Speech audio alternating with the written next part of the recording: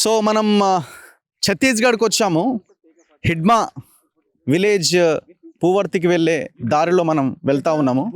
వెళ్తున్న క్రమంలో థరం అనే ఒక విలేజ్లో మనం ఆగాము. సో పోలీసులు అంటే మొత్తం ఈ సిఆర్పిఎఫ్, కోబ్రా, డిఆర్జీ బలగాలంతా కూడా కూంబింగ్కి బయలుదేరి వెళ్తున్న దృశ్యాలు మనం చూస్తా ఉన్నాం. ఒకసారి మనం చూడొచ్చు లైన్గా ఎట్లా వాళ్ళు బయలుదేరి ముందుకు వెళ్తున్నారో చూడొచ్చు. ప్రతి ఒక్కరి చేతిలో AK-47 గన్స్ ఉన్నాయి. So different types of guns ఉన్నాయి. సో వీళ్ళందరూ కూడా అడవుల్లోకి ప్రవేశిస్తారట. సో మనం వాళ్ళతో చాలాసేపు మాట్లాడడం జరిగింది. వాళ్ళు వీడియో తీయడానికి నిరాకరిస్తున్నారు మాట్లాడడానికి. సో వాళ్ళ వెళ్తున్న క్రమాన్ని మనం చూడొచ్చు. చాలా సీరియల్ లైన్ వెంట వాళ్ళంతా లోపలికి వెళ్తున్నారు.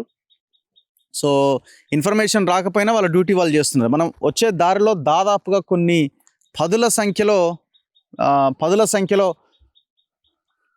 క్యాంప్స్ కూడా ఏర్పాటు చేయడం జరిగింది.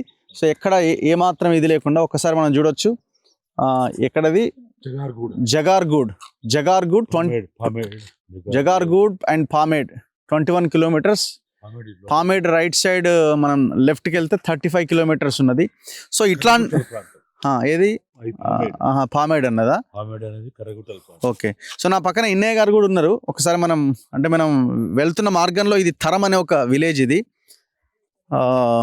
ఈ రోడ్స్ కూడా ఆల్మోస్ట్ 2005 తర్వాతనే ఈ రోడ్స్ అన్ని వేయడం జరిగిందట. ఒకప్పుడు ఇదంతా కూడా కచ్చా రోడ్సే ఉండేవి.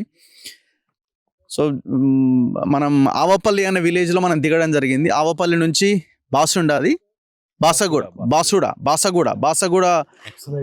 అక్కడి నుంచి ఇక్కడికి రావడం జరిగింది. స్థావర ప్రాంతం అది. ఏది ఒకప్పుడు బాసగూడ అక్కడి నుంచి చాలా మంది ఆ ఊరు గాని ఆ చుట్టుపక్కల వాళ్ళు గాని ఆ విప్లవోద్యమంలో అమరు కావడం గాని విప్లవోద్యమంలో పనిచేసే వాళ్ళు గాని ఈ జనతన సర్కార్ కార్యక్రమాల నిర్వహణలో ఈ సిరిగేర్ గాని బాసగూడ గాని ఈ తెరం గాని ఈ ప్రాంతం మొత్తంగా కూడా వాటి కనపడేవన్నీ కూడా కర్రగుట్టల ప్రాంతానికి సంబంధించిన ప్రాంతం. ఇప్పుడు మనం ఇది సుక్మా జిల్లాలో ఉన్నాం కదా. సుక్మార్ బీజాపూర్ బార్డర్, సుక్మా బీజాపూర్ బార్డర్ లో ఉన్నాం.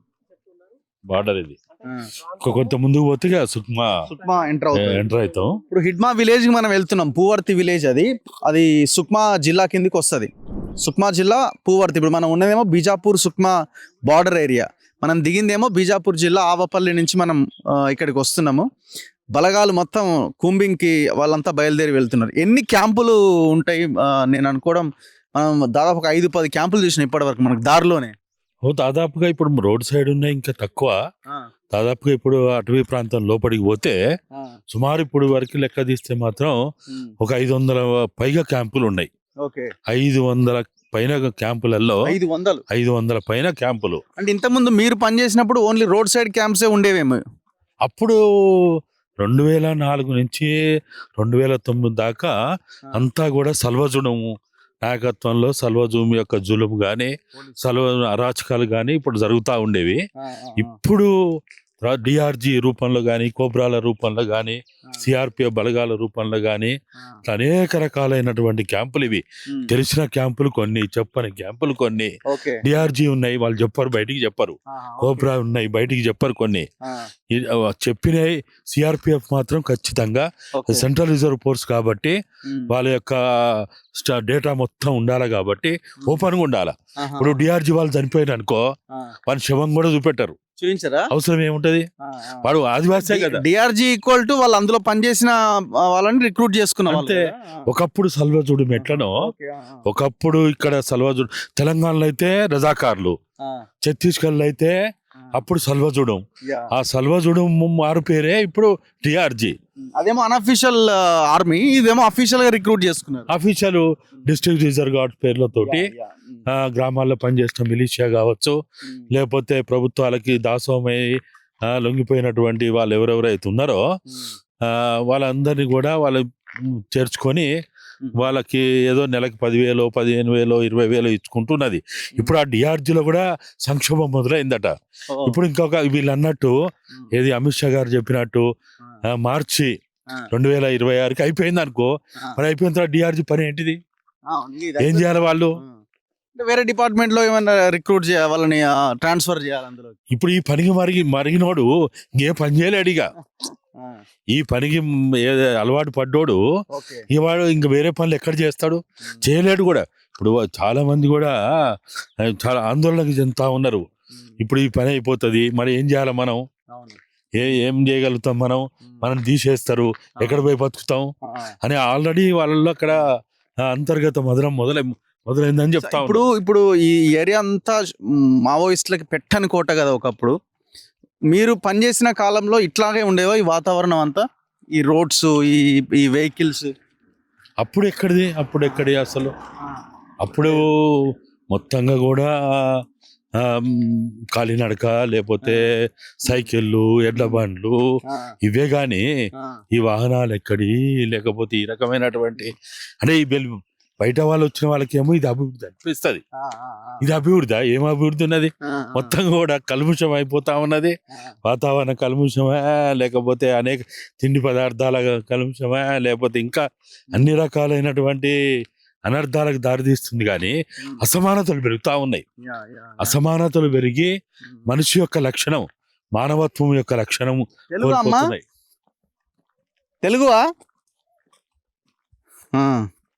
సో వీళ్ళు ఎట్లా వెళ్తుంటారు? వీళ్ళు కూంబింగ్ ఎట్లా, వీళ్ళు అంటే వెళ్ళిపోవడమేనా, లేకపోతే మధ్యలో అడవిలోకి వెళ్తారా? వాళ్ళు ఇప్పుడు ఒక టాస్క్ ఇస్తారు వీళ్ళకి, ఒక్కొక్క క్యాంప్ లో ఉన్న వాళ్ళకి ఒక టాస్క్ ఇస్తారు అన్నట్టు.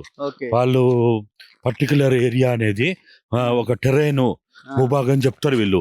ఈ మొత్తం ఇప్పుడు ఇంకా కొంత దూరం పోయిన తర్వాత రోడ్ సైడ్ నుంచి లోపలికి పోతారు వీళ్ళు, లోపలికి వెళ్ళిపోతారు.